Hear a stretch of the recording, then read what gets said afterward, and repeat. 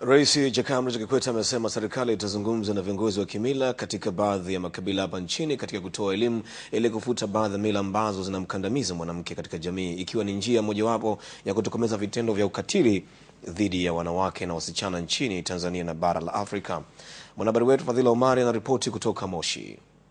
Rais Jakaya Kikwete ameyasema hayo wakati akiongoza wanaharakati kutoka nchi 36 za bara la Afrika kupanda mlima Kilimanjaro kwa lengo la kupiga vita ukatili wa wanawake na wasichana barani Afrika. Tunajitahidi sana kuelimisha jamii, kuelewa umuhimu wa kumsomesha mtoto wa kike. Badala ya kuharakisha kumwoza ili baba apate mahari, apate ng'ombe, nasema hii haimsaidii sana. Kwa hili nalo ni tatizo lingine la ukatili dhidi ya wanawake ni ukeketaji. Ni mila, lakini mila hii kwa kweli haina maana. Ni mila ambayo lazima tuachane nayo.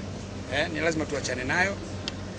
Sasa kwa sababu mengine haya mengi ya kwenye jamii katika utamaduni, ni swala la elimu, kuelimisha, kuzungumza na wakuu wa viongozi wa kimila ili waweze wao wenyewe wakielewa, wakikubali, watashawishi jamii kubadilisha baadhi ya mambo.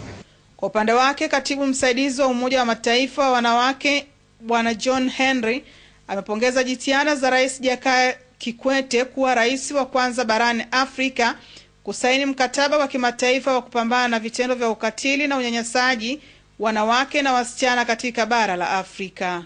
Kikwete being one of the first African leaders to sign up for the campaign together with his entire cabinet. It was also in the same spirit that African heads of state and government took up the clarion call to indeed unite as a continent, to intensify efforts to end violence against women and girls in January 2010 with the inclusion of an African Unite component. Na baadhi ya wanaharakati waliopanda mlima Kilimanjaro wamesema wanayo furaha kupanda mlima mkubwa kuliko yote barani Afrika kwa lengo la kuhamasisha jamii kupinga vitendo vya ukatili dhidi ya wanawake na wasichana katika jamii barani Afrika. Nia ya kufika kilele cha mlima Kilimanjaro, naomba Mungu anisaidie, nipe nguvu. Na uhakika nitafika mlima Kilimanjaro kile. Na unaenda kutangaza nini zima yako kubwa? Tutawatangazia Tanzania wote waache mambo ya ukatili wa kijinsia, sana ukeketaji na mila zote ambazo zinarudisha wanawake nyuma. Matukio ya ukatili yanayoripotiwa kila wakati yanaongezeka. Kuongezeka kwake hatuwezi kusema kwamba ukatili ni mkubwa sana kuliko miaka ya nyuma, lakini tunaweza kusema kuhusisha sana na ufahamu miongoni mwa jamii.